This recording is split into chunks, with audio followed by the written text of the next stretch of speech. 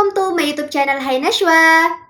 Sebelum kita lanjut, aku mau izin dulu ke channel YouTube Cumi-Cumi. Aku izin untuk mereaction videonya. Aku ingin membahas tentang politik, kayaknya seru. Dan pastinya teman-teman suka deh. Yaitu tentang Menteri Keuangan kita. Dan pastinya teman-teman tahu nih siapa. Kalau misalnya penasaran, udah deh kita langsung aja nontonnya ya. Dan sebelum itu jangan lupa untuk like, comment, subscribe, dan share ke teman-teman kalian biar nggak ketinggalan berita barunya lagi tentang beliau. Lantas seperti apa sosok Menteri Keuangan yang baru di mata publik? Jujur, gue nggak begitu ngerti ekonomi, tapi sejak Menteri Keuangan Indonesia yang baru, Pak Purbaya, yes, gue yakin di sini juga pasti banyak banget yang pada nontonin kalau beliau sudah muncul di media. Ya, mau media sosial kayak atau TV kayak, nggak tahu kenapa bawaannya pengen banget dengerin ocehannya atau obrolannya Pak Purbaya. Ini sesuatu karakter yang menyegarkan, yang baru di dunia politik Indonesia. Bahkan Menteri Keuangan ini jadi bikin bahasa-bahasa ekonomi itu lebih mudah dimengerti. Dan gue semakin yakin kalau memang Pak Purbaya ini adalah orang pasar. Kan beliau sempat bilang, saya ini orang pasar, udah lama.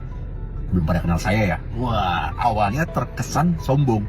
Tapi kalau pas didengerin sekarang, diksi dan kosakatanya, yes Pak, Bapak persis dan asli orang pasar. Pasaran banget bahasanya, diksinya. Waduh, gimana nih? Waduh, gue boleh ngomong nggak ya? Kata-kata gitu tuh sesuatu yang menyegarkan buat gue di dunia politik Indonesia yang dimana memang pejabat-pejabatnya public speakingnya bagus, tapi kinerjanya ya udah. Gue nggak mau ngebahas tentang politik ya. Tapi yang jelas di sini Pak Purbaya adalah karakter yang menyegarkan. Gila guys, tiba-tiba semua orang bener-bener pengen tahu Pak Purbaya mau ngomong apa ya. Kalau misalnya kemarin itu gaya dia nggak cowboy, nggak ngelucu-ngelucu, ya dia ngomongnya biasa aja, serius kayak menteri-menteri ya pada umumnya. Mungkin orang juga nggak bakal mau tahu gitu yang dia ngomongin ya. Tapi nggak tahu sekarang semua orang pengen tahu gitu. Dan lagi di luar dari gaya cowboynya, dia memang eksekusinya benar-benar ada gitu, kerjanya benar-benar kelihatan juga banyak gebrakannya. Mungkin pemerintah harus banyakin kontennya si Pak Purbaya ya, supaya kita semua ini tambah semangat dan positif ke Indonesia. Betul banget Menteri Keuangan yang baru, Saudara Purbaya, dan itu juga menjadi semacam petunjuk bahwa semua yang sudah dibayangkan oleh publik dan pada akhirnya dipenuhi oleh Presiden Prabowo belum sepenuhnya menjadi penjamin bahwa stabilitas ekonomi dan politik bisa dihasilkan melalui reshuffle. Tentu bukan di situ intinya tuh. Keinginan publik untuk melihat janji baru yang memungkinkan publik punya harapan, melampaui harapan publik pada Sri Mulyani. Hanya itu sebetulnya. Ya, kita kasih kesempatan untuk Menteri Keuangan yang baru itu. Fakta kan teman-teman, ketika Pak Purbaya berbicara, pasti kalian lagi nunggu-nunggu. Nih, misalnya Pak Purbaya nih lagi ngomong nih, lagi diam, pasti kalian lagi nunggu-nunggu nih apa yang bakalan beliau katakan. Bener kan, fakta. Apalagi para Gen Z itu tiba-tiba suka dengan politik ya karena beliau ini yang ditunggu-tunggu. Kami ada instruksi ke perbankan kalau mereka pakai untuk koperasi merah putih, otomatis bunga yang kami charge ke mereka lebih rendah, jadi ke 2% dari sebelumnya, sekitar 4% ya. Jadi otomatis seperti itu. Jadi nggak ada lagi cost tambahan bagi Himbara ya. Jadi harusnya sih akan berjalan mulus. Cuma nanti kita gebrak-gebrak biar lebih cepat aja. Hari ini kami rapat dengan Menteri Keuangan. Alhamdulillah hari ini semua masalah Kopdas terjawab soal uang. Peraturan rumit-rumit sama 6 bulan kita rumuskan itu ternyata sekarang 1 hari 2 hari bisa selesai. Saya hanya memaksa perbankan berpikir secara profesional. Jadi jangan santai-santai aja. Jadi naruh uang di bank sentral, di obligasi, nggak ngapa-ngapain, enak banget. Kalau saya memakai SAL untuk pembangunan atau uangnya saya ambil untuk pembangunan tertentu, tidak. Saya hanya memaksa perbankan berpikir secara profesional. Jadi saya memaksa market mekanisme berjalan dengan memberi uang tambahan ke mereka. Jangan santai-santai aja jadi naruh uang di bank sentral, di obligasi, nggak ngapa-ngapain, enak banget. Jadi sekarang mereka mesti berpikir sesuai dengan fungsi mereka, yang fungsi untuk ya, apa betul, perbankan Pak dibuat. Mereka kan orang-orang pintar. Cuman selama ini malas karena bisa naruh tempat yang aman, yang nggak ngapa-ngapain, dapat spread cukup, untung yang gede. Jadi mereka setiap satu minggu main golf. Sekarang dengan uang itu mereka berpikir dan harusnya market base ya, mereka mencari proyek-proyek yang memberikan return paling tinggi dan yang paling aman dulu. Kemudian kalau sudah habis, mereka akan cari yang lain. Ada baru lagi sedikit.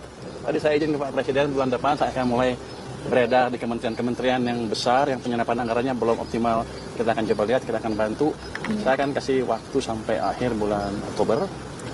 Kalau mereka kira perkiraan nggak bisa belanja sampai akhir tahun, kita ambil uangnya. Kita sebarkan ke program-program yang langsung siap dan bertambah ke rakyat. Saya nggak mau uang nganggur. Sekarang akhirnya gue paham kenapa perekonomian Indonesia rasanya berjalan lambat.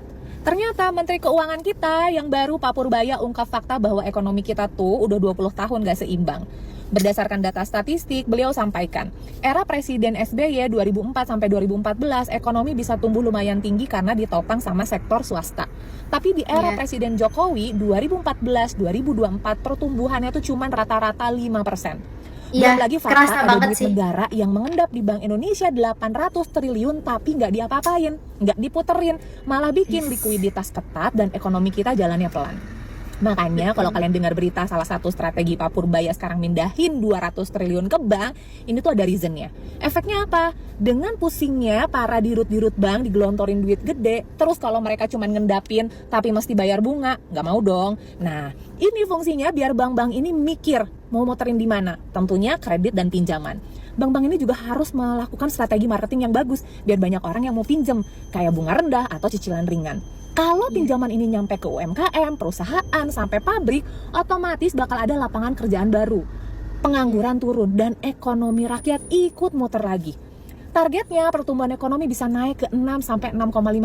Bahkan likuiditas uang beredar bisa melompat 15-20% hanya dalam 1-2 bulan. Jadi sekarang waktunya kita dukung dan kasih kepercayaan penuh sama nahkoda fiskal baru kita. Kalau kapal ini mau selamat, semua penumpangnya harus percaya sama jurumudinya. Gimana nih para Gazi? Apakah kalian sekarang udah menyukai tentang dunia politik? Ya kayaknya sih bagi aku udah mulai suka nih. Karena ada satu menteri keuangan yang bikin koar-koar, yang bikin gebrakan yang heboh banget sih. Karena setiap kalimat yang beliau ucapkan selalu bikin kita tuh wah, keren banget sih kayak gitu kan. Misalnya beliau diam aja, itu tuh kayak mengartikan banyak hal kayak gitu. Seperti itu sih teman-teman. Kalau teman-teman kayak gimana nih? Udah suka atau belum? Kalau aku sih selalu menunggu-nunggu apapun kalimat yang beliau ucapkan. Ya udah teman-teman, semoga teman-teman suka ya. Kalau suka nih tentang politik, tentang beliau lagi, nanti makin banyak deh aku buatin ya. Dan jangan lupa untuk like, comment, subscribe, dan share ke teman-teman kalian biar nggak ketinggalan.